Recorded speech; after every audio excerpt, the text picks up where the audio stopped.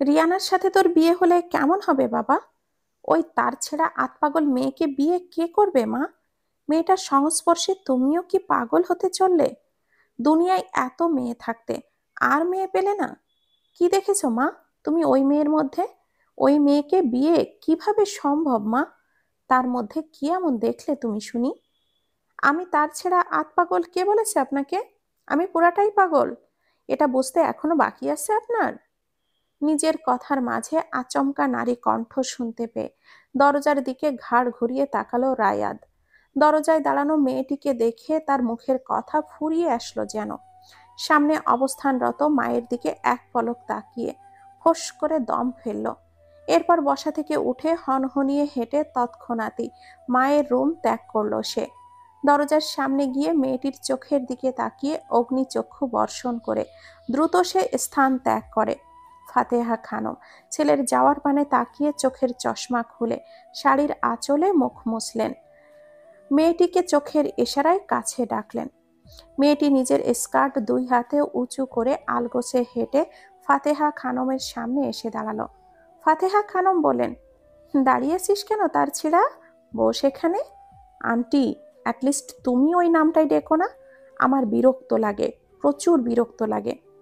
নিজেই তো নিজেকে তার ছিঁড়া বলে উপস্থিত করলি, আমার ডাকা না ডাকায় কি যায় আসে?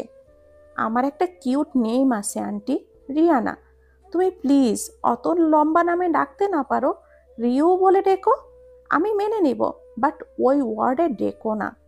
চুপ কর, তোকে এত পাকনামি করতে কে বলেছে? আচ্ছা বাদ দাও, তোমার ছেলেকে আমায় বিয়ে করার কথা কেন বললে তুমি? ফাতেহা খানম এবার ফাটা বেলুনের ন্যায় চুপসে গেলেন। চোখের চশমাটা পরে ইতি উতি করে আশেপাশে দেখতে লাগলেন। রিয়ানা নিজেও ফাতেহা খানমের দৃষ্টি লক্ষ্য করে চারপাশে নজর বুলিয়ে জিজ্ঞাসা করলো, কিছু খুঁজছো আন্টি? হ্যাঁ, পানির জগটা দেখছি না যে। পানি খাবে তুমি? ফাতেহা খানম ঘাড় নাড়িয়ে হ্যাঁ বোধক ইশারা দিলেন। রিয়ানা নিজেই উঠে ফাতেহা খানমের রুম ছাড়ল। সে যেতেই ফাতেহা খানম হাঁপ ছেড়ে বাঁচলেন যেন। তিনি তো এমনি ছেলের মনের ভাব বোঝার জন্য কথার ছলে জিজ্ঞাসা করেন রিয়ানার কথা, কিন্তু কে জানতো মেয়েটার কাছেই সোজা ধরা পড়ে যাবেন। রিয়ানা গ্লাস ভর্তি পানি এনে ততক্ষণে এসে পড়ে ফাতেহা খানমের রুমে। ফাতেহা খানম এক নজর রিয়ানাকে দেখে পানির গ্লাসটা নিয়ে ঢকঢক করে একদমে পানিটুকু পান করেন। পানি খাওয়া হতেই রিয়ানা বেডসাইড টেবিলে পানির গ্লাসটা রেখে কোমরে হাত দিয়ে জিজ্ঞাসা করে, এবার বলো আন্টি, ওনার সাথে আমার বিয়ের কথা কেন বলেছ? এমনি, রায়াদের তো বিয়ের বয়সও হয়েছে, তাই ওর মনের ভাব জানতে, এর বেশি কিছু না। তোরা দুটোই যে প্রাণী, তোদের বিয়ে দেওয়া উচিত হবে না, একদমই না। এই তো আমার গুড গার্ল, রেস্ট করো। আমি আমার রুমে গেলাম, ঘুমাবো। তোমার মেয়ে কলেজ থেকে ফিরলে দয়া করে আমায় উঠিয়ে দিতে বলো, কেমন? রিয়ানা দুই হাতে ফাতেহা খানমের গাল টেনে দিয়ে কথাগুলো বলল। মনে হচ্ছে ফাতেহা খানম মেয়ে আর তাকে তার মা গাল টেনে দিল। রিয়ানা দ্রুত পদে রুম ছাড়ল ফাতেহা খানমের। সে যেতেই ফাতেহা খানম হাঁপ ছাড়লেন। ভাবলেন, তোকে আমার ছেলের বউ করে পেলে ভালোই হতো রে রিও। মায়ের রুম থেকে নিজের রুমে এসে বিছানায় বসে ফ্লোরের দিকে দৃষ্টি নিক্ষেপ করে নিস্তব্ধ হয়ে বসে আছে রায়াদ। দুনিয়ায় আর মেয়ে খুঁজে পেল না তার মা। একদম রিয়ানার কথাই বলতে হলো।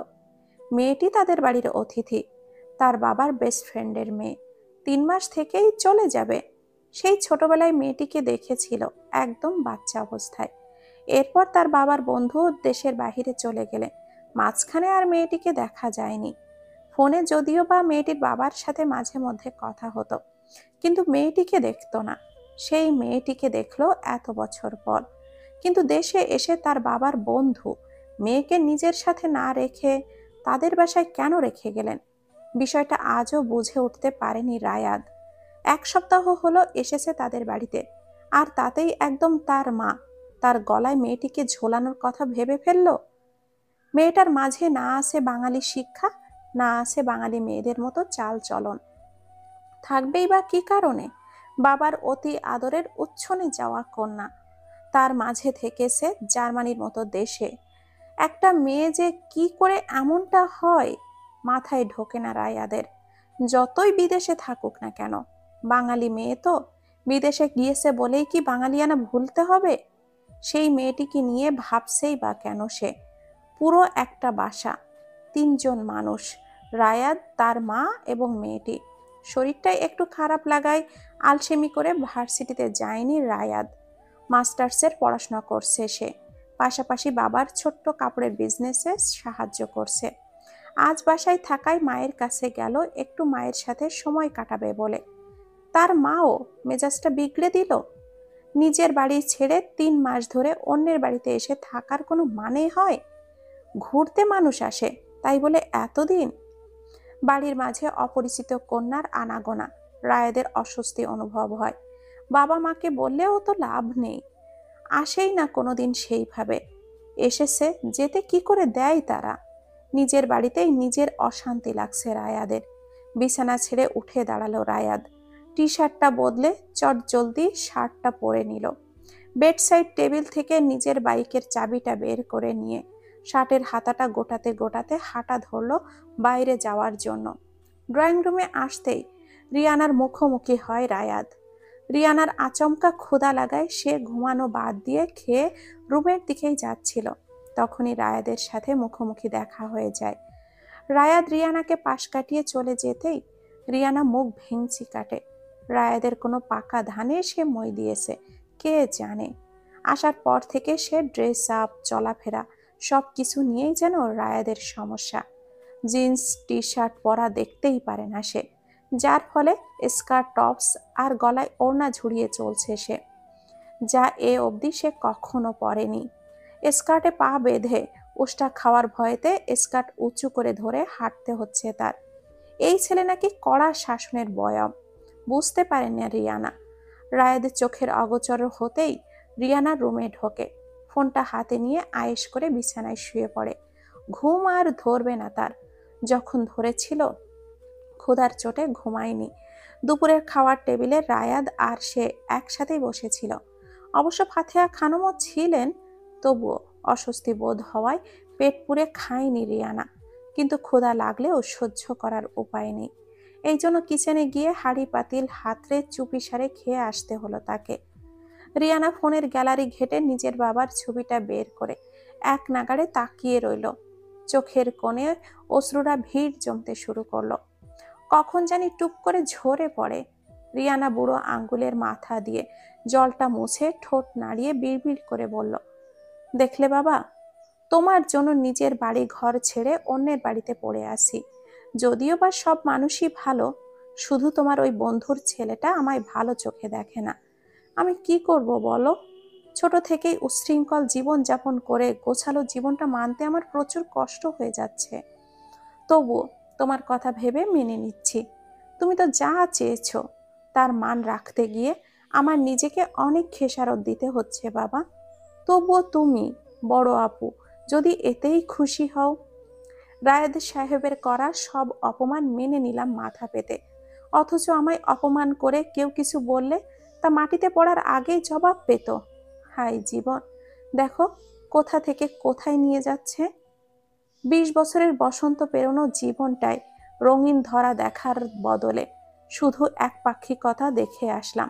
আচ্ছা বাবা, আমি এতটাই খারাপ মেয়ে তোমার যে আমায় একটু আদর করে নিজের কাছে রাখা গেল না? আমার বড় বোনের বিয়ে, অথচ আমি বাড়ি থাকবো না। কি অদ্ভুত বিষয়! বুকের ভেতর চিনচিনে ব্যথা হচ্ছে বাবা। আমি তোমায় আর আপুকে বড্ড বেশি মিস করে যাচ্ছি। মাত্র 1 সপ্তাহ পেরোলো, আরো কতগুলো দিন তোমাদের ছেড়ে কি করে থাকবো? যদিও বা আন্টির মাঝে মামা গন্ধটা আনন্দের বিষয়, কিন্তু তোমাদের ছেড়ে থাকা নিদারুণ কষ্টের শামিল। রিয়ানা কথাগুলো নিজ মনে বলেই ফোনটা বুকে চেপে বালিশে মুখ গুজে কেঁদে উঠল। বাড়িতে যাওয়ার জন্য মনটা আকুপাকু করছে, অথচ তার বাড়ি ফেরার কোনো উপায় নেই। কি এক বাধা! বাধাটা যে কবে কাটবে জানে না রিয়ানা। বেলা বেশ গড়িয়েছে। রিয়ানার আজ ঘুম থেকে উঠতেই দেরি হয়ে গেল। মোবাইলটা হাতে নিয়ে সময় দেখে 10টা বাজতে চলেছে। ঘুম থেকে উঠেই রায়েদের বোন রোজা কলেজে গেছে কিনা দেখার জন্য ড্রয়িং রুমে এসেই সোফায় নিজের বোন আয়াতকে বসে থাকতে দেখে চমকালো রিয়ানা। ফাতেহা খানম এবং ওনার স্বামী ইয়াসিন শানে আওয়াজের সঙ্গে বসে হেসে গল্প করতে ব্যস্ত আয়াত।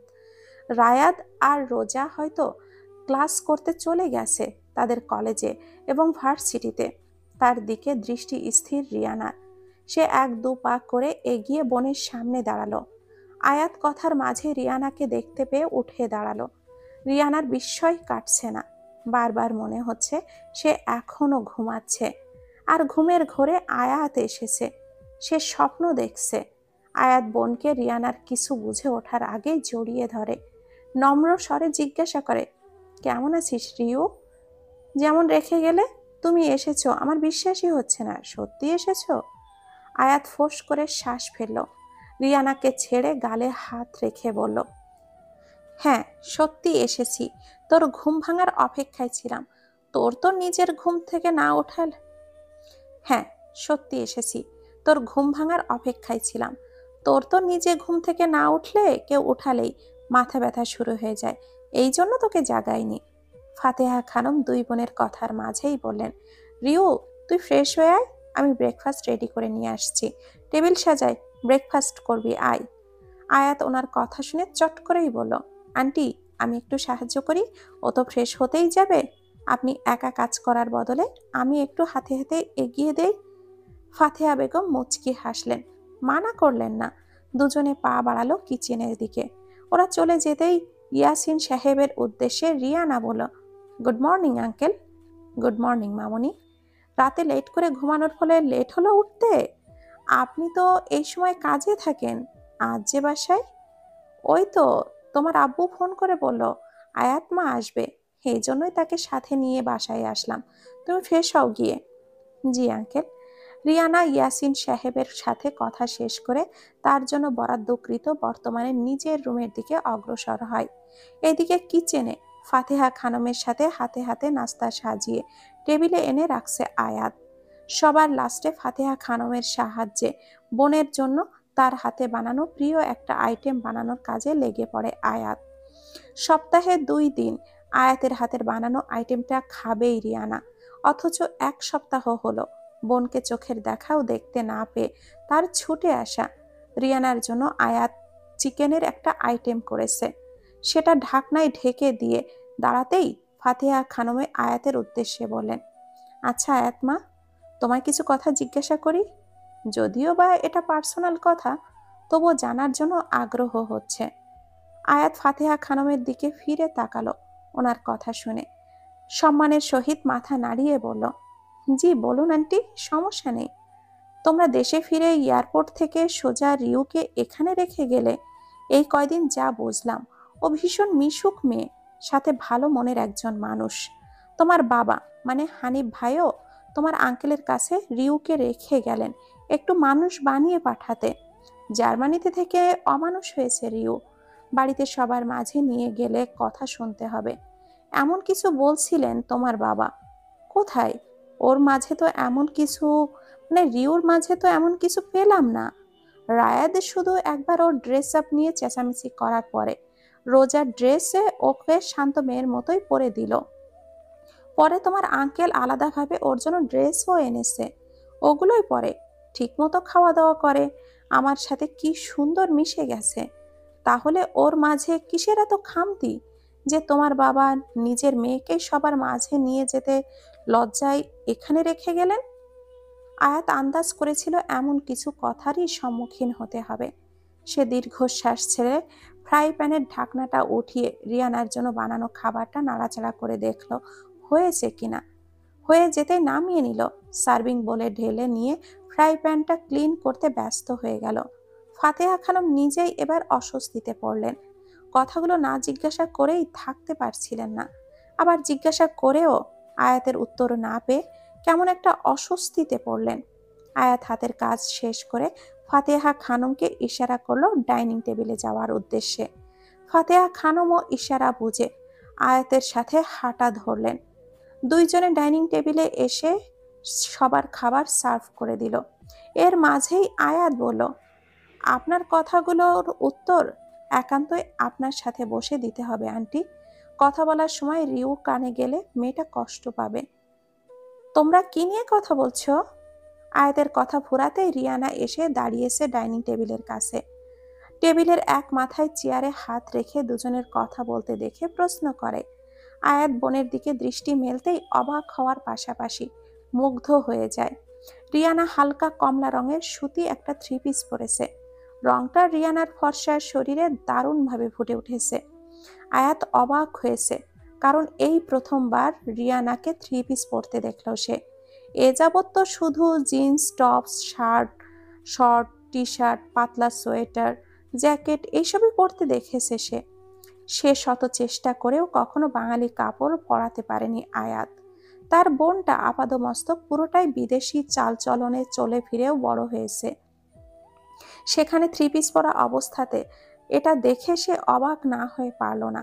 বোনের দিকে এগিয়ে এসে দুই গালে হাত রেখে মুগ্ধ কণ্ঠে বলল, মাশাল্লাহ, তোকে তো দারুণ লাগছে রিউ।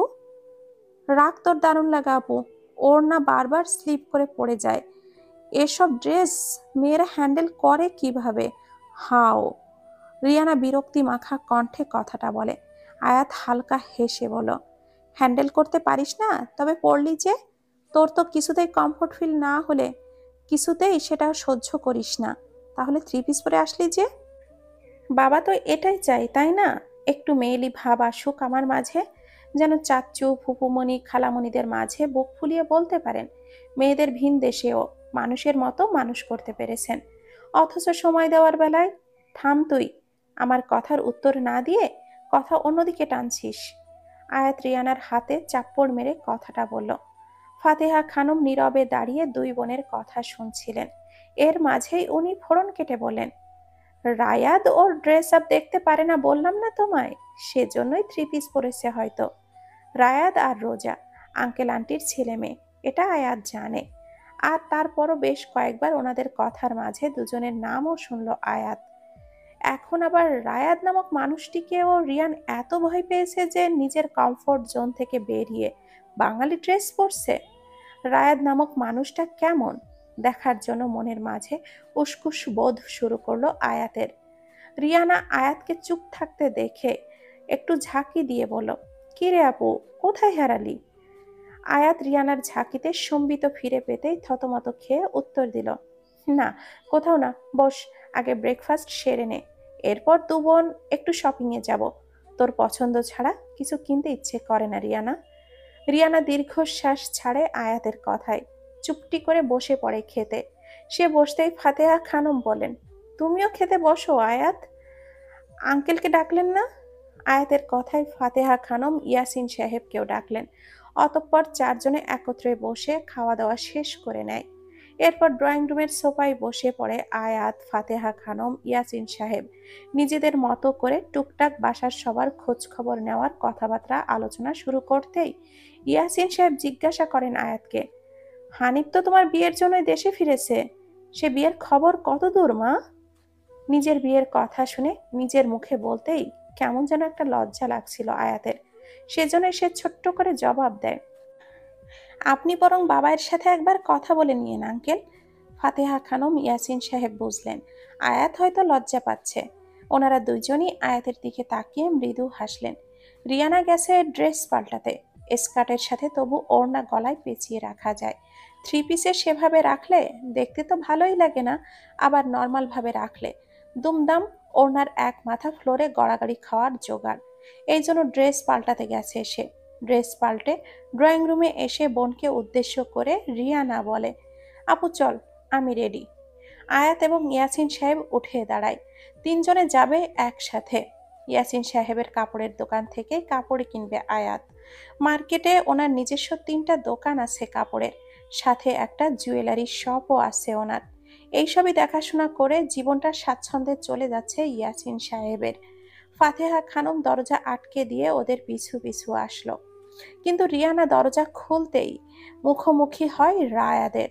রায়াতকে আচমকা দেখে ঘাবড়ে যায় সে। দরজা থেকে সরে দাঁড়ায়। ইয়াসিন সাহেব ছেলেকে হঠাৎ করে দেখে প্রশ্ন করেন, তুমি তো ভার্সিটিতে গেলে, এই অসময়ে বাসায় আসলে যে? রায়াদের তার বাবার বলা কথাগুলো কর্ণগোচর হলো না। তার দৃষ্টি আটকে আছে রিয়ানার পাশে অবস্থানরত আয়াতের দিকে। আয়াত ও রায়াতকে এক পলক দেখে দৃষ্টি নামিয়ে নিয়েছে। তখনই হন্তদন্ত হয়ে রায়াদের পাশে এসে দাঁড়ায় এক যুবক।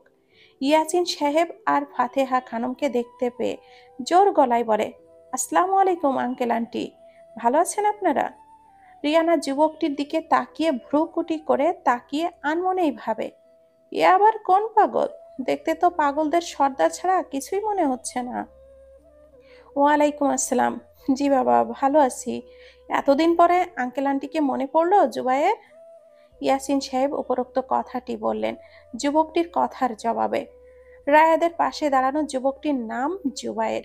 সে ইয়াসিন সাহেবকে জড়িয়ে ধরলো ফট করে, আহ্লাদের স্বরেই বলল, আপনি জানেন ঢাকায় ছিলাম না, আসার পরপরই তো দেখা করতে চলে এলাম। হয়েছে, আর কৈফিয়ত দিতে হবে না। দরজায় দাঁড়িয়েই বকবক শুরু করে দিয়েছো, বাসায় ঢোকো আগে। ফাতেহা খানম কথাটা বলেই জুবায়েরের হাত আঁকড়ে ধরে বাসায় ঢোকালেন। আয়াত এবং রিয়ানা দাঁড়িয়ে দাঁড়িয়ে ফ্যাল ফ্যাল করে তাকিয়ে তাকিয়ে তাদের দেখছে সবকিছু। রায়াত সবাইকে পাশ কাটিয়ে হাতের ঘড়ি খুলতে খুলতে জুবায়ের এবং ফাতেহা খানমকে এক ঝলক দেখে নিজের রুমের দিকে চলে গেল। ইয়াসিন সাহেব ফাতেহা খানমকে উদ্দেশ্য করে বললেন, ছেলেকে আচ্ছা মতো খাতির যত্ন করো, আমি মেয়েদেরকে নিয়ে ঘুরে আসি। ফাতেহা খানম হেসে মাথা নাড়ালেন। ইয়াসিন সাহেব হাতের ইশারা আয়াত এবং রিয়ানা পা বাড়াতে বললেন। আয়াত এবং রিয়ানা ইশারা বুঝে হাঁটতে শুরু করে। সিঁড়ি দিয়ে নামতে নামতে আয়াত ইয়াসিন সাহেবকে জিজ্ঞাসা করেন, একজন তো বুঝলাম আপনার ছেলে আঙ্কেল, অপরজনকে? জুবায়ের, রায়াদের বেস্ট ফ্রেন্ড। ধরতে গেলে আমার আরেক ছেলেই। কাজের জন্য জেলার বাইরে ছিল। এমনিতেই প্রতিদিন বাসায় এসে দুইজনে আড্ডা দেয় অনেক। আসেনি কয়েকদিন, তাই বাসাটা খালি খালি লাগতো। আপনি তো বাসাতেই থাকেন না আঙ্কেল, তাহলে খালি খালি লাগার প্রশ্ন আসলো কোথা থেকে? রিহানা পাশ থেকে প্রশ্নটা করলো। ইয়াসিন সাহেব হেসে জবাব দিলেন, বললেন, আজ রাতেই টের পাবে কেন বললাম। চলো আগে আমাদের কাজ সেরে আসা যাক। চলুন। রিয়ানা মাথা হেলিয়ে সম্মতি দিল। অতঃপর তিনজনে সিঁড়ি বেয়ে নেমে বাসা থেকে বের হয়ে গাড়িতে গিয়ে রওনা দিল নিজ গন্তব্যে। নতুন একজনকে দেখলাম আম্মু, সে আবার কে?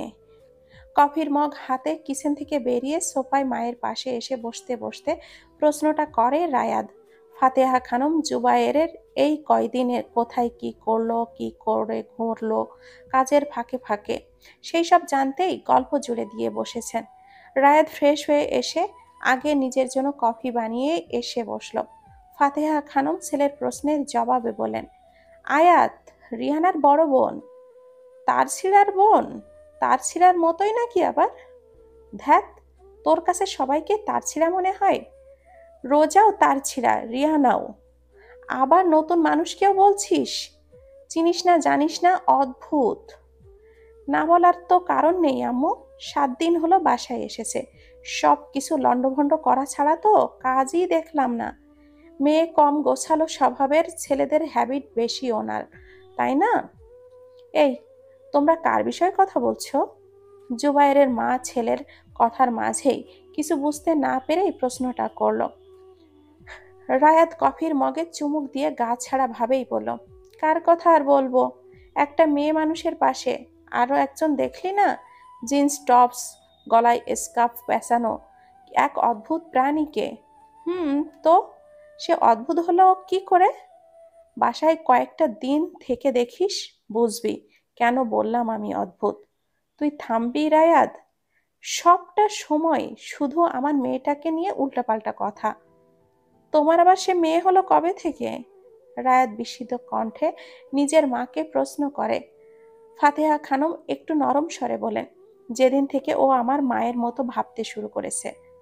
আর তোমার মেয়ে মানে আমার বোন, নামেও বেশ মিল আছে, রায়াদ রিয়ানা। সো ওই তার ছিঁড়ার সাথে বিয়ের কথা ভূত ধরলেও ভাববে না। বড় ভাই হিসাবে ওরে ঠিক করার দায়িত্ব আমার। ফাতেহা খানম ছেলের যুক্তি শুনে আফসোসের স্বরে কপাল চাপড়ে বললেন, হাই খোদা, আমার ছেলের সুবুদ্ধি দাও একটু। তোমরা মা ছেলেতে আড্ডা জুড়ে দিয়ে আমায় দেখছি পাত্তাই দিচ্ছ না, নট ফেয়ার। জুবায়ের বাচ্চাদের মতো করে ঠোঁট উল্টে বুকে হাত বেঁধে কথাগুলো বলল। ফাতেহা খানম সেই দিকে তাকিয়েই হাসলেন। বসা থেকে উঠে জুবাইরের পাশে বসে বললেন, থাক, তোকে পাত্তা এমনিতেও দিলাম না, অমনেও দিব না। তুই বসে থাক, আমি তোর জন্য রান্না করি গিয়ে। ফাতেহা খানম চলে যেতে উঠে দাঁড়ালে রায়াদ ওনার হাতে কফি পান করা হয়ে যাওয়ার দরুন কফির মগটা হাতে ধরিয়ে দেয়। ফাতেহা খানম ছেলের মাথার চুলটা এলোমেলো করে দিয়ে কিচেনের দিকে পা বাড়ালেন। রায়াদ আর জুবাইর ব্যস্ত হয়ে পড়ে তাদের নিজেদের মাঝে আড্ডা দেওয়া নিয়ে। শপিং শেষে দু বোন একসাথে বাসার দিকে রওনা দিয়েছে। ইয়াসিন সাহেব নিজে আর বাসায় আসলেন না, কাজের মাঝে আটকে পড়ায় ড্রাইভার সহ ওদেরকে পাঠিয়ে দিলেন।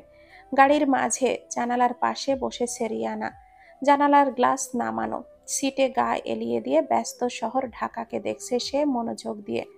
আয়াত ফোনে বাবার সাথে কথা বলছিল। কথা বলার এক ফাঁকে আয়াত ফোনটা রিয়ানার দিকে এগিয়ে দিয়ে বলল, ধর, বাবা কথা বলবে। বাবা, মিস্টার হানিফের মনে পড়ল তার আরও একজন মেয়ে আছে, আর তার সাথে ফোনেও কথা বলতে হবে। রিয়ানা চাপা কণ্ঠে কান্নার দমক আটকে কোনো মতে কথাটা বলল। বাবাকে এখনো সে মিস করে, সেখানে বাবার থেকে এতটা দূরে থাকা সত্ত্বেও হানিফ সাহেব তার সাথে কথা বলেননি। আজ কথা বলতে চাইল, সেটাও আয়াতের মাধ্যমে। এর জন্য এক প্রকার কান্নাই পেয়ে বসলো রিয়ানাকে। আয়াত দীর্ঘশ্বাস ছাড়ল। বাবা আর বোনের মাঝে দূরত্ব কবে যে ঘুচবে কে জানে। তার আর ভালো লাগে না দুজনের মন কষাকষি। সে ফোনটা রিয়ানার হাতে গুজে দিয়ে বলল, কথা বল। রিয়ানা ফোনটা কানে ধরে কাপা স্বরে বলল, আসসালামু আলাইকুম বাবা।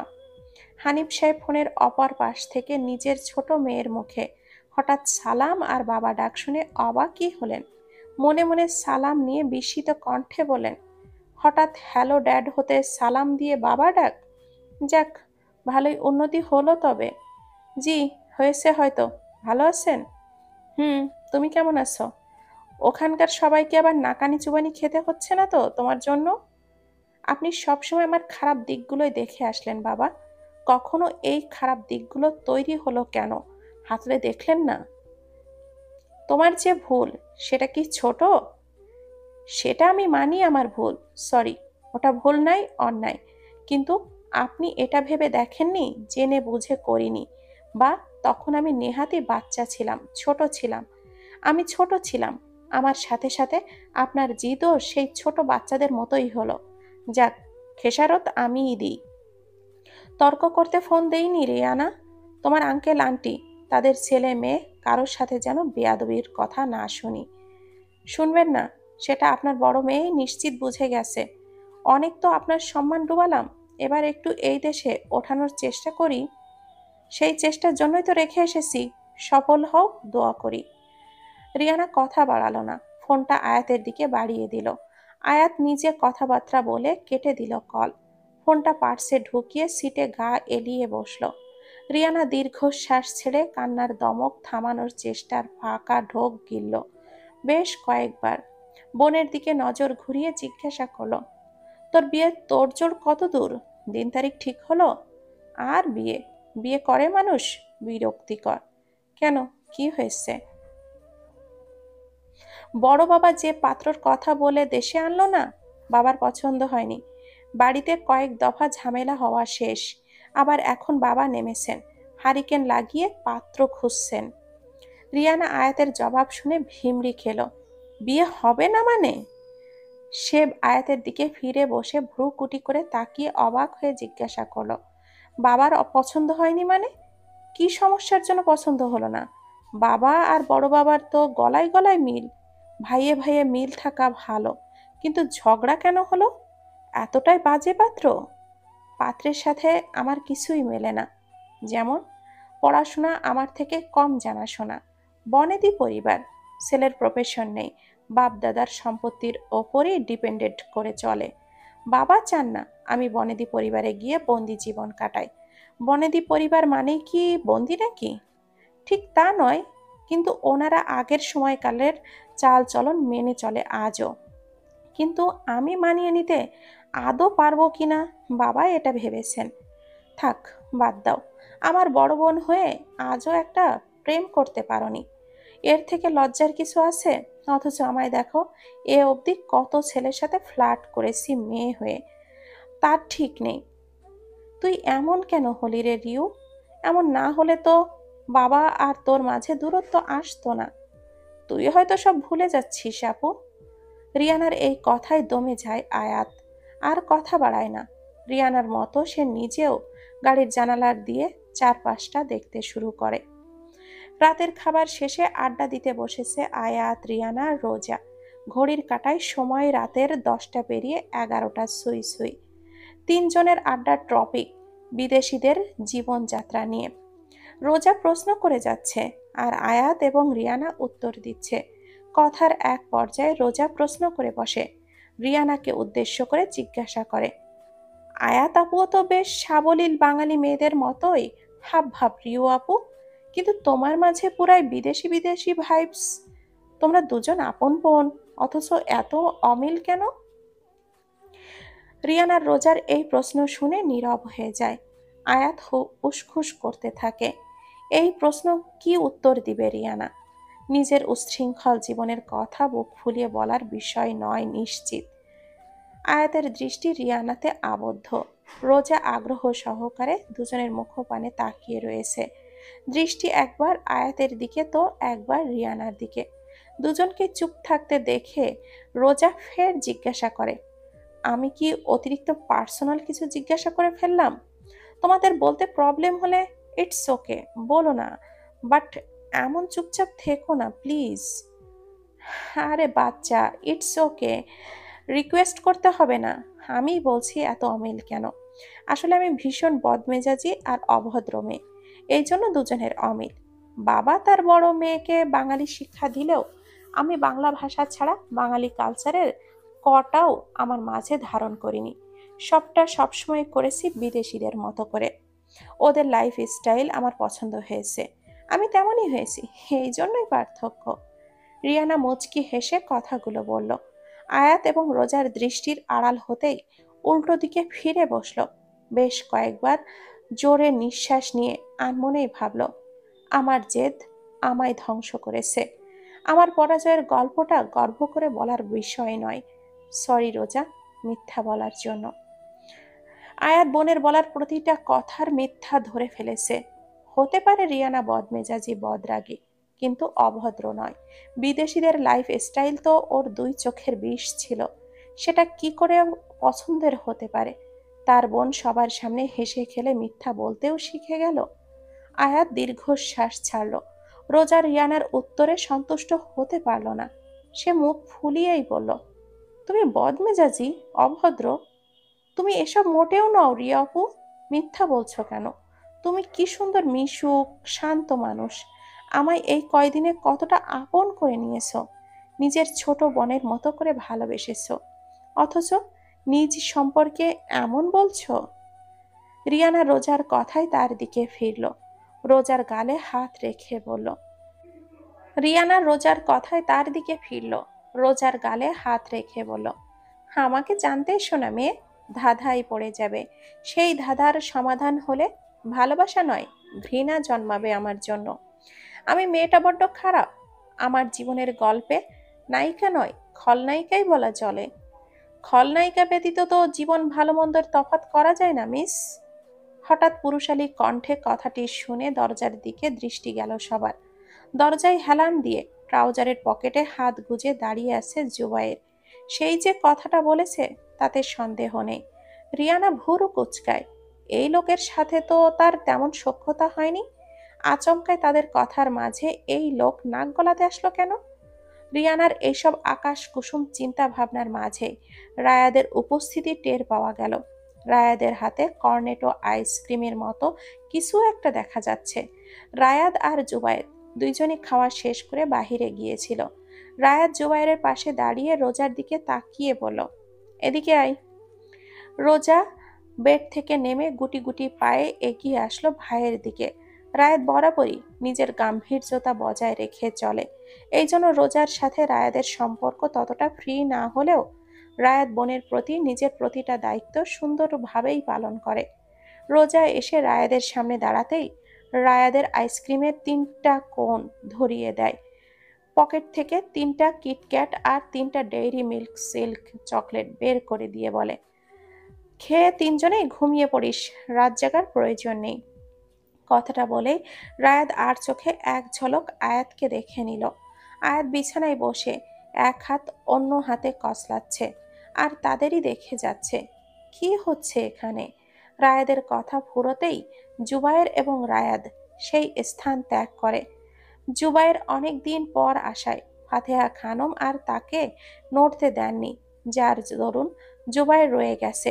রায়াদ এবং জুবায়ের চলে যেতেই রোজা বিছানায় নিজের স্থানে ফিরে আসে।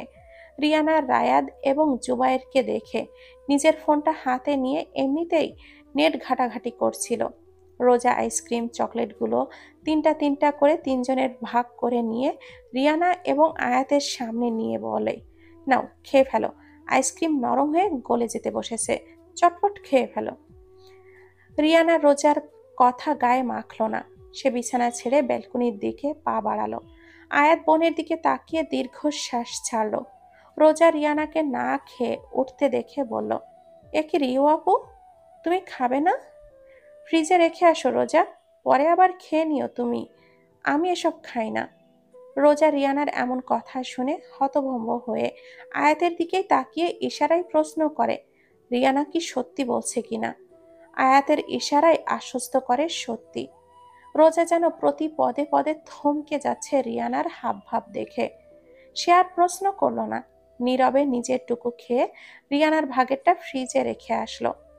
পরের দিন সকালবেলা নাস্তার টেবিলে নাস্তা করতে বসেছে সবাই। আজ সকাল সকালই ঘুম ভেঙেছে রিয়ানার, এই জন্য সবার সাথেই খেতে বসতে পেরেছে। ইয়াসিন সাহেব হালকা পাতলা খেয়ে উঠে গেলেন। সকালের খাবারটা ভারী কিছু উনি খেতে পারেন না, অল্প করে খেয়েই চলে যান কাজে। খাবার টেবিলে রায়াত, জুবায়ের, আয়াত, রোজা এবং রিয়ানা, ফাতেহা খানমও বসেছেন, কিন্তু মাঝে মাঝে আবার উঠে দাঁড়াচ্ছেন সবার খাবার এগিয়ে দিতে। খাওয়া দাওয়ার এক পর্যায়ে রোজা বলল, আমি বরং আজ রিয়ানা আপুকে আমার কলেজেই নিয়ে যাই, সারাদিন বাসায় একাই থাকে, আপুকে আমার কলেজটা ঘুরিয়ে আনি। তা মন্দ বলিসনি, কিন্তু রিয়ানা কি যাবে? ফাতেহা খানম প্রশ্ন করলেন। রিয়ানা ফাতেহা খানমের কথার জবাবে বলল, রোজা নিয়ে গেলে আমার আপত্তি নেই। আয়াত মাথা নিচু করে খেয়ে যাচ্ছিল। রায়াদের সামনে বসে খেতে তার অস্বস্তি বোধ করছে। বেশ কয়েকবার রায়াদের সাথে চোখাচোখি বেশ ভালোভাবেই হয়ে গেছে ইতিমধ্যে। যখন মাথা উঁচু করে সবার দিকে তাকাতে গিয়ে রায়াদের দিকে নজর পড়ে, দেখা যায় রায়াদের দৃষ্টি তার দিকে। বিষয়টা বেশ অস্বস্তিকর তার জন্য। রোজা রিয়ানার সম্মতি পেয়েই খুশিতে টেবিলে লাফিয়ে ওঠে।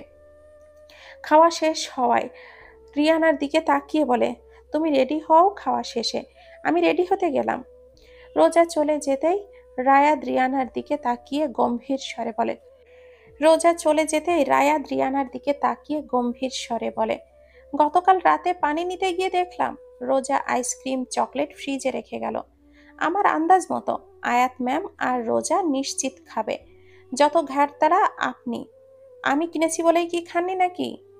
রিয়ানা বিরক্ত বোধ করলো। এই লোকের এত নজরদারি কিসের?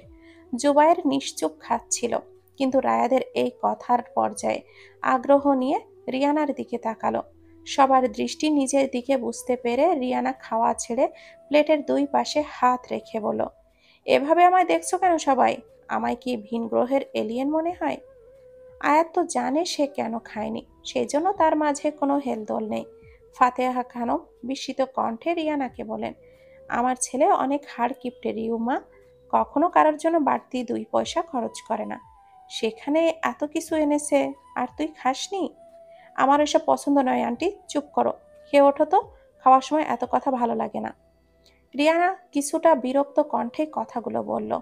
রায়াদের চোয়াল মুহূর্তেই রাগে শক্ত হয়ে উঠল। বড়দের সাথে এটা কেমন বিহেভিয়ার? সে ঝাঁঝালো স্বরে বলল, বড়দের সাথে ভদ্র নম্র স্বরে কথা বলতে হয়, এটা কেমন আচরণ আর কথা বলার ধরন? হ্যাঁ? ফাতেহা খানম ছেলের রাগ দেখে শান্ত করার উদ্দেশ্যে বলেন, ছেড়ে দে রায়াত, রিয়ানা তো শুধু তার খারাপ লাগার কথাটা উল্লেখ করেছে, সেটা ভালো করে উল্লেখ করা যেত না মা? মেজাজ দেখানোর কি আছে? মেয়ে মানুষ, আইসক্রিম চকলেটের পাগল, সেখানে এই মেয়ে খায় না তো কি পছন্দ এই মেয়ের? সিগারেট, নাইট ক্লাবে গিয়ে মদ খেয়ে মাতাল হওয়া, এসব পছন্দ, বুঝেছেন? আমায় খাওয়ানোর শখ থাকে তো একদিন নাইট ক্লাবে নিয়ে যায়েন। আমি চিনি না বলে যেতে পারছি না। রিয়ানার এই কয়েকটা কথাই উপস্থিত সকলে বিস্ফোরিত নয়নে রিয়ানার দিকে চোখ বড় বড় করে তাকায়। আয়াতের ভয়ে গলা শুকিয়ে আসে। রিয়ানা এমন আচরণ করছে সবার সাথে, এটা তার বাবার কানে গেলে কি হবে? জুবায়ের রিয়ানার দিকে তাকিয়ে অবাক নয়নে তাকিয়ে বলল, আপনি মেয়ে হয়ে মদ খান? কেন, মেয়ে বলে মদ খাওয়া নিষেধ নাকি? কোনো ভদ্র বাঙালি পরিবারের মেয়ে তো এইসব খায় না মিস রিয়ানা। রায়াদ অগ্নি চোখে তাকিয়ে কথাটা বলল। রিয়ানা হাসলো, হাসি মুখেই বলল, আমি ভদ্র বাঙালি পরিবারের মেয়ে তো ঠিকই, কিন্তু আমি ভদ্র নই, চরম অভদ্র আমি। কিন্তু আপনি এমন কেন? জুবায়ের প্রশ্ন করলো। আয়াত কথা আর বাড়াতে দিতে চাইল না। সে খাওয়া শেষ করে বলল, আমার বাড়িতে ফিরতে হবে, এসব নিয়ে কথা না বাড়ানোই ভালো। আমায় একটু বাস স্ট্যান্ড অবধি দিয়ে আসলে ভালো হতো। ড্রাইভিং সিটে বসে আছে রায়াদ, পাশেই আয়াত বসা। আয়াত জানালায় কনুই ঠেকিয়ে থুতনিতে হাত মুঠো করে বসে আছে, দৃষ্টি বাইরে নিবদ্ধ। সে চিন্তিত রিয়ানাকে নিয়ে। রায়াদের বাসায় যাওয়ার পর গতকাল যেমন ব্যবহার দেখল, সকালের ব্যবহারের সাথে বিস্তর ফারাক। কোনোভাবেই ফাতেহা খানম যদি তার বাবার কাছে বলে দেয় কথার ছলে, তবে রিয়ানার ওপর আবারও একটা ঝড় আসবে। মেয়েটা কি জীবনেও সুখ পাবে না? একজন যোগ্য মানুষ যদি ওর জীবনে এসে ওর জীবনটা গুছিয়ে দিত, কত যে ভালো হতো। আয়াত দীর্ঘশ্বাস ছাড়ে, কিন্তু চট করে মাথায় কিছু ভাবনা আসতেই সে পাশে বসা রায়াদের দিকে তাকায়। রায়াদ মনোযোগ দিয়ে গাড়ি ড্রাইভ করছে। বাস স্ট্যান্ড 20 মিনিটের মতো দূরত্বে তাদের বাসা থেকে। বাস স্ট্যান্ডের কাছাকাছি আসতেই লম্বা জ্যামে থেমে গেল গাড়ি। আয়াত রায়াতকে এক পলক দেখে কিছুটা তুতলিয়ে বলল, আপনাকে একটা কথা জিজ্ঞাসা করব? জি করুন। কিছুটা পার্সোনাল কিন্তু। ইটস ওকে, প্রশ্ন করুন। আচ্ছা, রিয়ানা তো কারোর কথা শোনে না, অথচ আপনার কথা শুনে নিজের ড্রেস আপ ঠিক করে নিচ্ছে। এটা কি নিছকই কাকতালীয়? ও কাউকে সম্মান বা ভালো না বাসলে তো কারোর কথাই শোনে না। রায়াদ এই পর্যায়ে আয়াতের দিকে দৃষ্টি ফেলল, ভুরু কুঁচকে জিজ্ঞাসা করল, what do you mean by that? এই সম্মান বা ভালোবাসা, আপনি কি ভাবছেন রিয়ানা আর আমার মাঝে কিছু চলছে? না না, অ্যাকচুয়ালি আমি এটা মিন করিনি। তবে মানে একটাই, ও কারোর কথা শোনে না, বড্ড বেপরোয়া, আপনার কথা শুনে চলছে। এটাই অবাক করার বিষয়। ও কোনো মানুষকে মন থেকে পছন্দ করলে বা ভালোবাসলে তবেই তার কথা শোনে, হোক সেটা বন্ধুত্বের সম্পর্ক বা অন্য কিছু। আর আপনিও ওকে বেশ শাসন করেন দেখলাম, এই জন্যই জিজ্ঞাসা করলাম। আমার বাসায় কোনো মেয়ে অসভ্য বেয়াদবের মতো চলাফেরা করবে আমার পছন্দ নয়। ওনার জায়গায় আমার ঘরের কোনো মেয়ে হলে কি যে অবস্থা করতাম আল্লাহই ভালো জানে। আমার বোন এতটাও বাজে মেয়ে নয়, কিন্তু আপনার বোন আপনার মতোও নয়। আমার বাবা ছোট থেকেই আমার সাথে ওর কম্পেয়ার করত।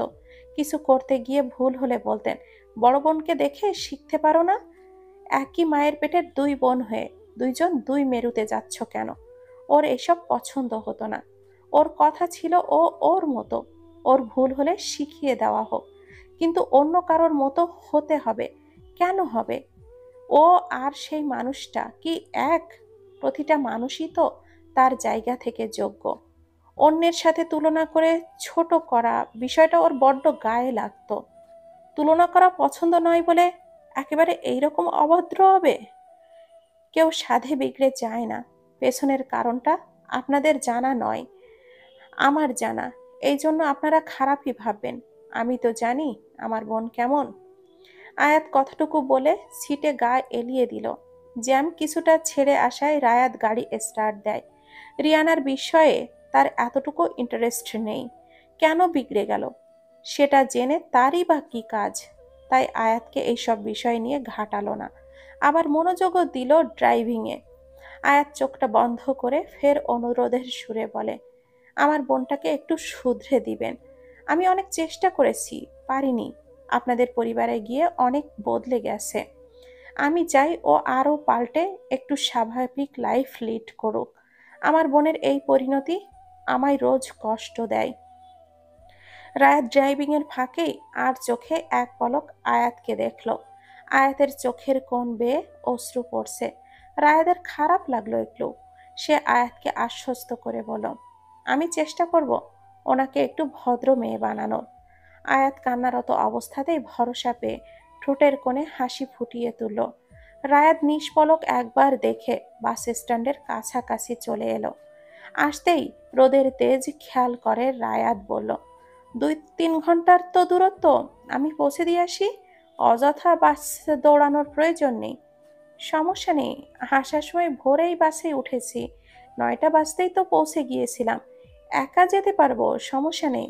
বাস থেকে নামার পরেই বাবা নিয়ে এসে নিয়ে যাবে। চুপ করে বসে থাকুন, বেশি কথা আমার পছন্দ নয়। আয়াত আর কথা বাড়ালো না, চুপচাপ আগের ন্যায় ছিটে গা এলিয়ে দিয়ে রইল। রিয়ানাকে সাথে নিয়ে যেতে পারলে শান্তি লাগতো, মনটা বড় অশান্ত তার।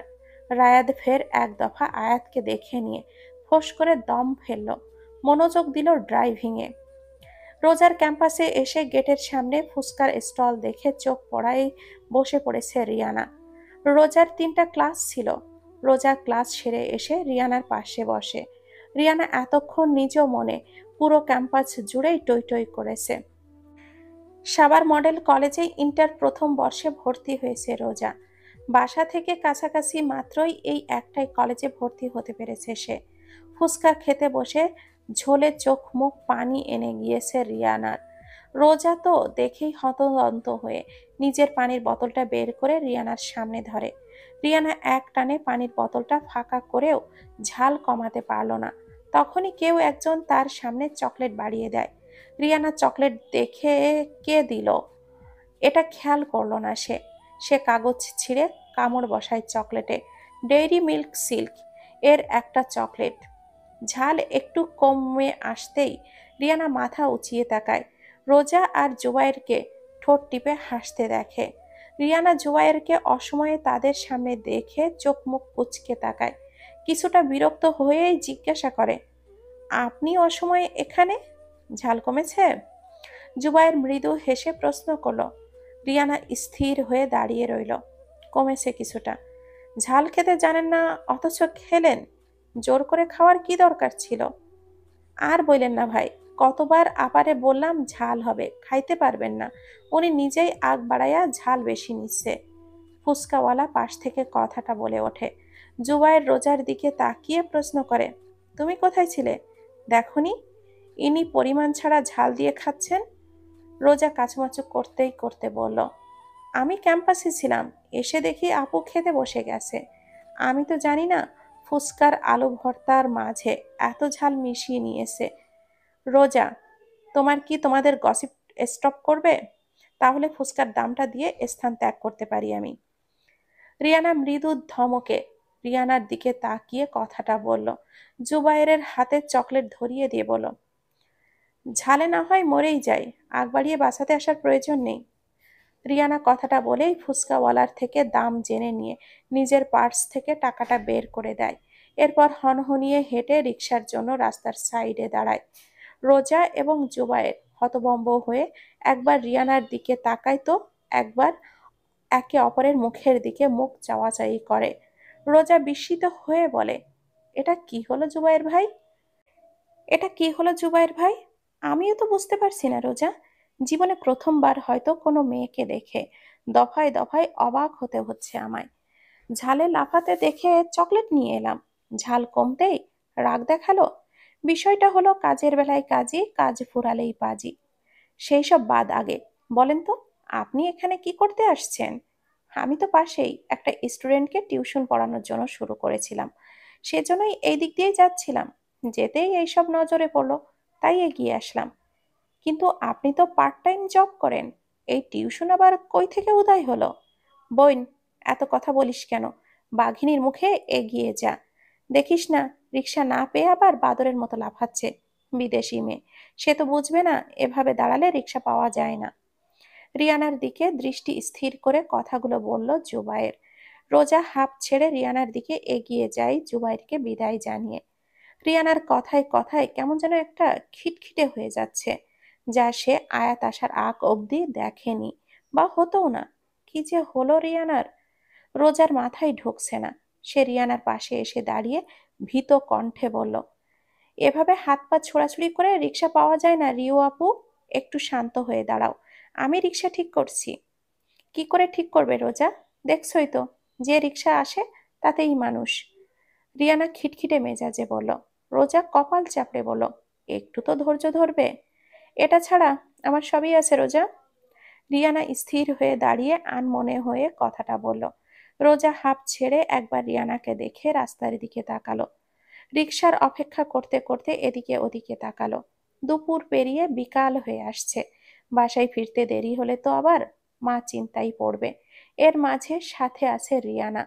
চিন্তায় না আবার হাই প্রেশার জেগে যায় তার মায়ের। ধ্যাত, কি একটা অবস্থা! রোজা মেজাজ হারালো। আজকেই যেন রিকশার অভাব পড়ে গেল দেশে। রাতের 2টা। সবাই যখন খেয়ে দিয়ে ঘুমাতে ব্যস্ত, তখন এক হাতে বারান্দার গ্রিল ধরে দাঁড়িয়ে আছে রিয়ানা। রাতের নিকষ কালো আধারের সাথে চোখের কোণায় জমা অশ্রু বিসর্জন দিতে ব্যস্ত সে। আজ ভীষণ করে কাঁদতে মন চাচ্ছে তার। ইচ্ছে করছে একটু চিৎকার করে কাঁদতে। নিজের বাড়ি হলে এতক্ষণে ছাদে উঠে কান্না করে দিত, কিন্তু অন্যের বাড়িতে তো আর তা সম্ভব হচ্ছে না।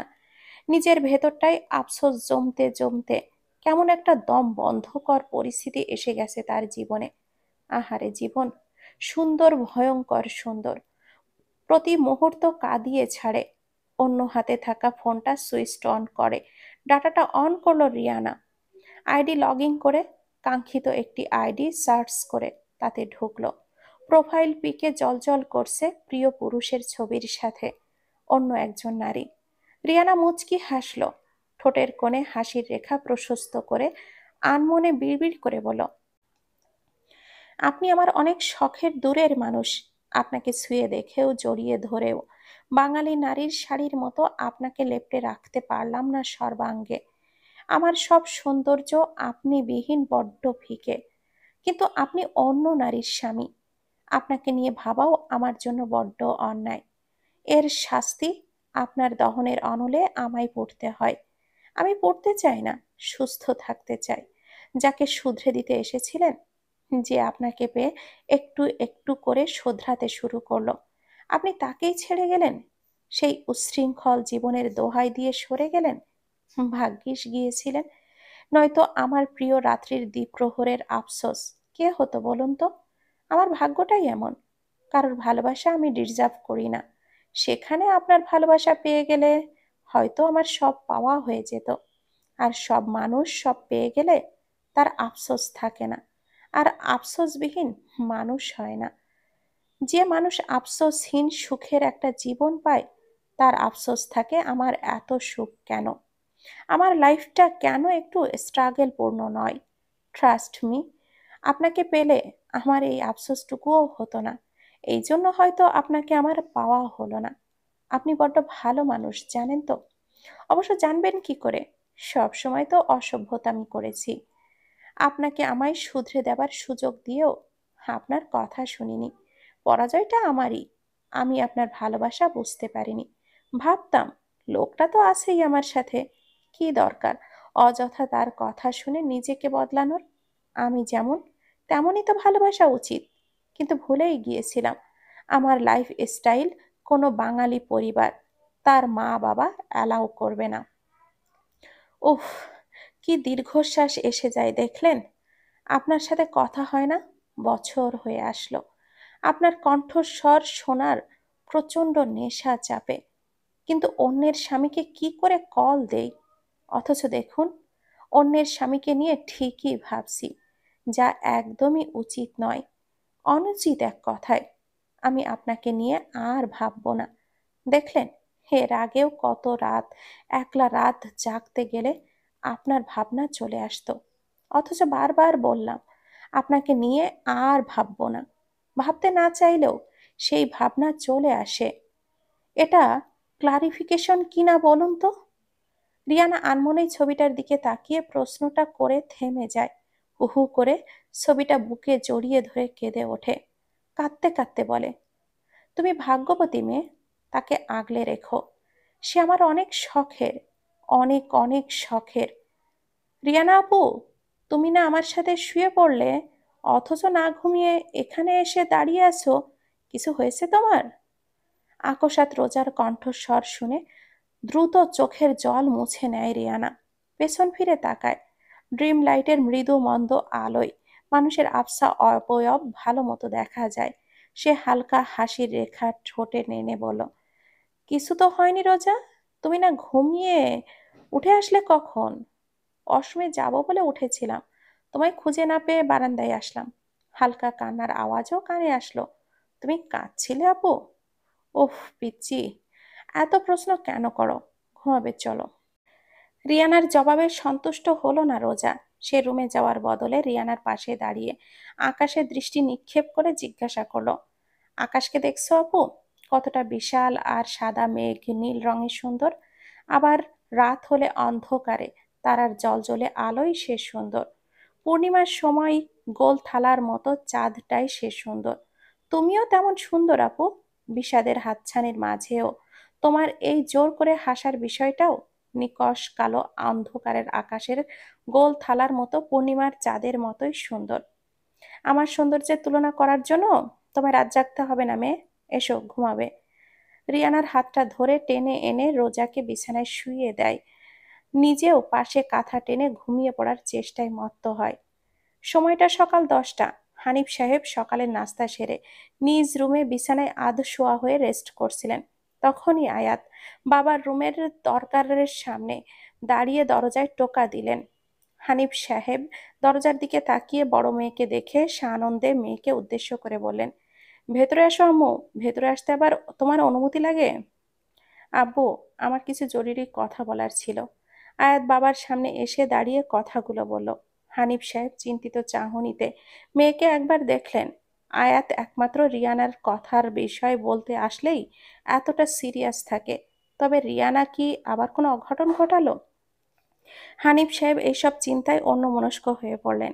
আয়াত বাবার কোনো সাড়া শব্দ না পেয়ে হানিফ সাহেবের সামনে বসে সরাসরি মুখের দিকে তাকিয়ে জিজ্ঞাসা করে, বাবা, রিয়ানাকে আমাদের সাথে বাড়িতে আনলে কি হতো?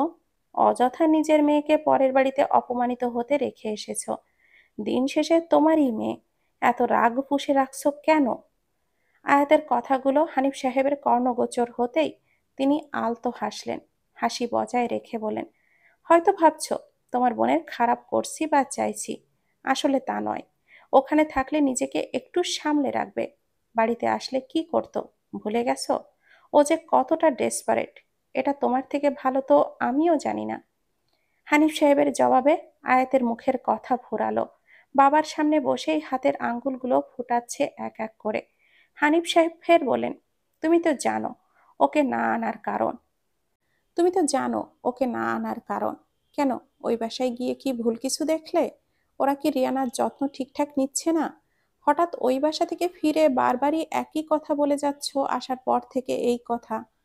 না বাবা, রিয়ানা একদমই পাল্টে গেছে বিশ্বাস করো।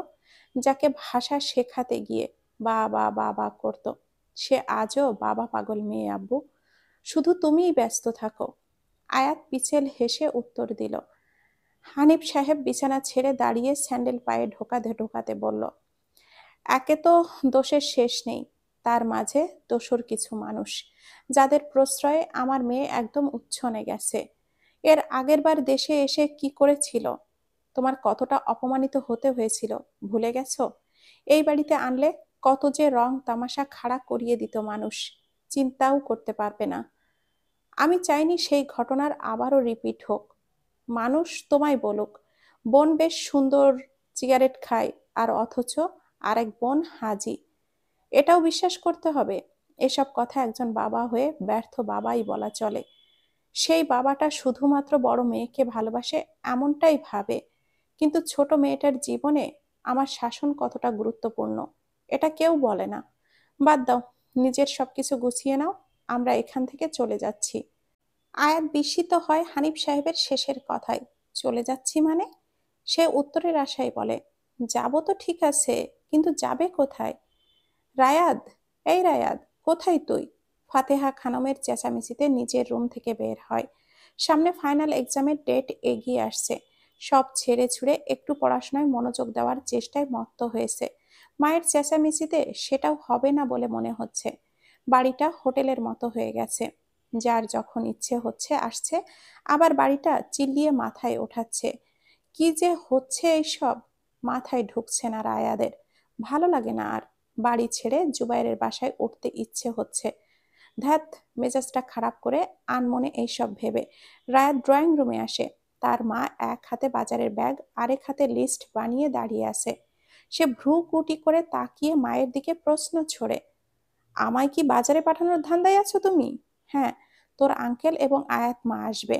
যে কমাস দেশে থাকবেন হানিফ ভাই আমাদের বাসাতে 3 তলার ফাঁকা ফ্ল্যাটটাই থাকতে চেয়ে তোর বাবাকে বলেছেন। উনি বাড়িতে নাকি সমস্যা হচ্ছে, উনি এসে মেয়েদের নিয়ে এখানে থাকবেন। এসেই তো আর রান্না বান্না করে খেতে পারবে না। আমাদের বিষয়টাও তো দেখতে হবে। একটু বেশি করে বাজার করতে হবে। আর বাজারে যেতে হবে তোর। বাসায় কি বাজার করে দেওয়ার লোকের অভাব পড়লো? ড্রাইভার আঙ্কেলকে বললে উনি কি এনে দিবে না? রায়াদ কিছুটা রেগেই কথাটা বলল। তখনই রিয়ানা খালি কফির মগ হাতে নিয়ে নিজের রুম হতে বের হলো। রায়াদের কথা কানে যেতেই সে ব্যঙ্গাত্মক স্বরে বলল, বড়দের সাথে এভাবে কথা বলে কেউ? বলা মানুষটাও দেখছি একেবারে বড়দের সাথেই চেঁচিয়ে চলেছে। নিজের পেছনে ঝাড়ুর বাড়ি রেখে তা অন্যের দিকে ঘুরিয়ে দিতে এক্সপার্ট দেখছি। রায়াদের রাগ দ্বিগুণ হলো রিয়ানার কথায়। তার কথা তাকেই ঘোরানো হচ্ছে। সে চকিত রিয়ানার দিকে তা ফিরে তাকায়। রিয়ানা কিচেনের দিকে পা বাড়িয়েছে। সে রিয়ানার উদ্দেশ্যে জোরেই বলে, মা, উনি আমার, ওনাকে যা খুশি বলার অধিকার আমার আছে, আপনার নেই। রিয়ানা থমকে দাঁড়ালো। পেছনে ফিরে একবার তাকিয়ে রায়াতকে দেখলো। মা শব্দটা মনে হতেই বুকের মাঝে কেমন একটা চিনচিনে ব্যথা অনুভব করলো। রায়াদের কথার প্রতি উত্তর দেওয়ার শক্তি পেল না। পিছেল হেসে স্থান ত্যাগ করলো। রায়াত বিস্মিত হলো। রিয়ানার নিস্তেজ রূপ মানতে একটু কঠিনই লাগলো বটে। এই মেয়ে যা তেজ, তবুও বিষয়টা গায়ে মাখল না রায়াদ। ফাতেহা খানম এতক্ষণ চুপচাপ দাঁড়িয়ে দুজনের ঝগড়া দেখছিলেন। রিয়ানা চলে যেতেই উনি পুত্রের দিকে এগিয়ে আসলেন। নিস্তেজ কণ্ঠে বললেন, মেয়েটাকে এভাবে না বললেও পারতি বাবা। জানিসই তো, ওর মা সেই ছোটবেলায় ওদেরকে ছেড়ে চলে যায়। এর পরপরই তো হানিফ ভাই দেশ ছাড়েন। মায়ের কথা শুনে মেয়েটা না জানি কষ্ট পেল। ফাতেহা খানমের কণ্ঠে আফসোসের সুর। রায়েদের মনে মায়ের কথায় কিছুটা অপরাধ বোধ দেখা দিল। আসলেই তার এতটা রুড হওয়া ঠিক হয়নি। একবার ভাবলো কিচেনে গিয়ে সরি বলবে, কিন্তু মায়ের সামনে তো আর যাওয়া যায় না। এই জন্য নিশ্চুপে রুমে গিয়ে তৈরি হয়ে এসে মায়ের হাত থেকে বাজারের ব্যাগ নিয়ে নিচে নেমে গেল।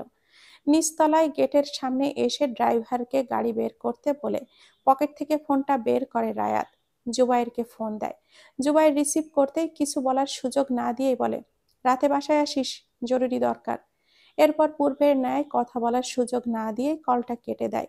জুবাইর ফোনটা হাতে নিয়েই হতভম্ব। ফোন দিয়ে তাকে কিছু বলার সুযোগও দিল না। তার মতো চঞ্চল ছেলের কপালে এমন একটা বদমেজাজি বন্ধু কি করে জুটলো, তা বুঝলো না জুবাইর। পরবর্তীতে মনে পড়লো, বন্ধুত্ব তো একটা কারণেই হয়েছে। ভাগ্যিস হয়েছিল, নয়তো রায়াদ শাহনেওয়াজের মতো অ্যাটিটিউড বয় তার বন্ধু হতো না ইজিলি। জুবাইরের বিছানায় 4 হাত পা ছড়িয়ে ঘুমানোর চেষ্টা করলো। পুরো রাত ঘুম হয়নি কিছু কাজের জন্য। উপরে ঘুরতে থাকা সিলিং ফ্যানটার দিকে তাকিয়ে দীর্ঘশ্বাস ছাড়ে জুবায়ের। আনমনে ভাবে, বাবার এত কিছু থাকতে ঢাকা শহরে একা এক বাসায় পড়ে থাকতে হচ্ছে, এত খাটুনি করতে হচ্ছে, জীবনটা সিলিং ফ্যানের মতো ঘুরেই যাচ্ছে।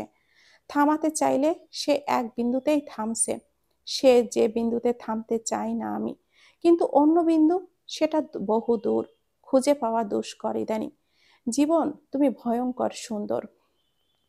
রায়াদের আসতে দেরি হচ্ছে দেখে ফাতেমা খানম রিয়ানার উদ্দেশ্যে হাঁক ডাক ছাড়েন। রোজা আর রিয়ানা নিজেদের রুমের বিছানায় বসে লুডো খেলছিল ফোনে। অলস সময় কাটাচ্ছে রিয়ানা। কি করবে কি করবে করতে করতে লুডো খেলতে বসে রোজার কথায় বিদেশে থাকলে এতক্ষণে গাড়ি নিয়ে বেরিয়ে পড়তো। এই বন্দি দশা অসহনীয় হয়ে পড়েছে রিয়ানার জন্য। ভালো লাগে না তার।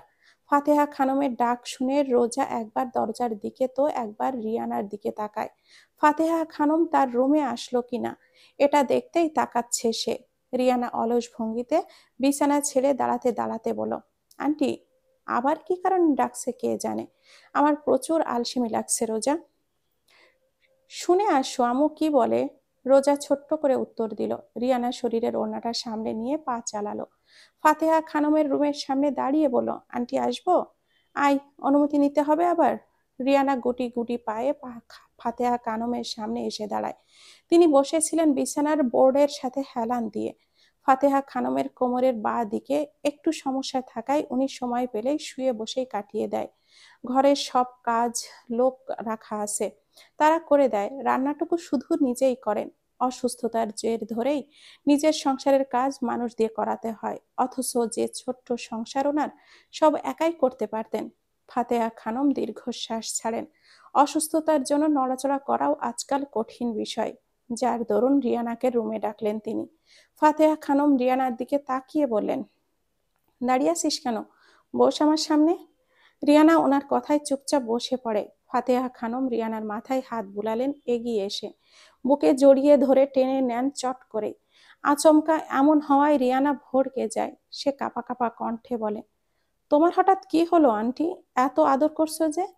ফাতেহা খানম রিয়ানার কাঁধে থুতনি ঠেকিয়ে বলেন, মেয়েকে একটু জড়িয়ে ধরতে ইচ্ছে করলো।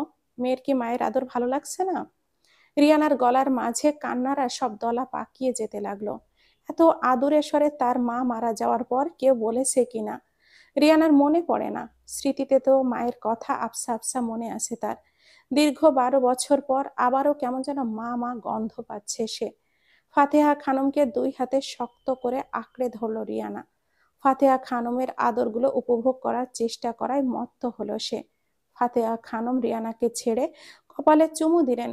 গালে হাত রেখে আলতো স্বরে বললেন, আমার মেয়েটা ছোট্টবেলায় কত শান্ত শিষ্ট গুড গার্ল ছিল, বড় হয়ে এমন পাল্টে গেলি কেন মা? কি এমন হয়েছে যে এতটা বিপথে চলে গেছিস? মায়ের কাছে শেয়ার করবি না মা? আয়াতের কাছে জানতে চেয়েছিলাম তোর অলক্ষ্যে। সে যাওয়ার আগে বিদায় জানাতে এসে বলে গেছে, সবই তোর ব্যক্তিগত বিষয়, জানতে হলে তোকেই যেন জিজ্ঞাসা করি। মাকে ভালোবাসিস তো? মায়ের কাছে বলবি না তোর মনের কষ্টগুলো? সন্তানের কষ্টে মাও তো কষ্ট পায়, একটাবার বল না মা, দেখবি তোর সব কষ্ট কমে যাবে। জানিস কি, মায়েরা ম্যাজিশিয়ানের মতো। রিয়ানা মুচকি হাসলো ফাতেহা খানমের কথাই, বলল, জানার জন্য আদর করলে? তুই না বললে আমার সমস্যা নেই রিউ, জানার জন্য আদর করি এটা মনে হলো তোর? এছাড়া তোকে আদর করি না আমি, ভালোবাসি না? তুই না বললে আমি চেষ্টা করব তোকে ঠিক পথে ফিরিয়ে আনার, আগলে রাখবো নিজের মেয়ে হিসাবে। তোমার মাঝে আমার মা মা গন্ধ লাগে আন্টি, সেই স্থানটা নড়বড়ে হয়ে যায়। এমন কিছু কখনো করো না। আচ্ছা বাদ দে এসব, তুই কি সত্যি বলবি না আমায়? ভালোবেসেছিলি কাউকে? সে ধোকা দেওয়াই এমন কঠিন হয়ে গেছিস তুই? বল মাকে। সে আমার 16 বছরের আগের আবেগ, 18 বছর বয়সের ভালোবাসা, 20 বছর বয়সের আমিটার শোক। আমি জানি না আমি তাকে ভালোবাসি কিনা। আমি এক রঙিন খাম, যেখানে জমা হাজারো বিষাদের চিঠি, যেগুলো একান্তই আমার ব্যক্তিগত বিষাদ। এগুলো কাউকে জানাবার কথা নয় আন্টি। তুমি জানতে চেয়েও না, আমি বলতে পারবো না। আমায় ক্ষমা করে দিও। রিয়ানা এক ছুটে রুম ছাড়লো। সোজা রোজার রুমে গিয়ে বিছানায় উপুড় হয়ে শুয়ে পড়ে। নিজের মনের কষ্টগুলো দমন করার চেষ্টার নিমিত্তেই হয় রিয়ানা। রোজা বারান্দায় দাঁড়িয়েছিল, কলেজের এক ফ্রেন্ডের সাথে কথা বলছিল। কথা বলা শেষ হলে রুমে এসে রিয়ানার এই অবস্থা দেখে রিয়ানার শিওরের কাছে বসে পড়ে রোজা। রিয়ানার মাথায় হাত রেখে জিজ্ঞাসা করে, মা কি তোমায় বকা দিয়েছে রিও আপু? কাঁদছো কেন তুমি? রিয়ানা আচমকা একটা কাণ্ড করে বসলো। রোজার ধারণাও ছিল না রিয়ানা এমন করবে। রিয়ানা তার কোলে মাথা রেখে কোমর পেঁচিয়ে ধরে শুয়ে পড়েছে। রিয়ানা সচরাচর এমন করে না। তারা একসাথে থাকে এক বেডে, তবুও রিয়ানা দূরত্ব রেখেই শুয়ে থাকে, তাকে কখনো এভাবে ধরে না। এই জন্য রোজা অবাক হলো। এর মাঝে রিয়ানা রোজাকে উদ্দেশ্য করে অস্পষ্ট স্বরেই বলল, তোমার বয়সটা আবেগের বয়স রোজা। আবেগের বশে পড়ে কখনো কোনো ভুল মানুষকে মন দিয়ে বসো না। একটা সময় গিয়ে না মনটা বড্ড পোড়ায়। রোজা বুঝতে পারে না রিয়ানার কথার মানে। সে অবাক হয়ে রিয়ানাকে প্রশ্ন করে, হঠাৎ এসব কথা বলছো যে? কি হয়েছে রিও আপু?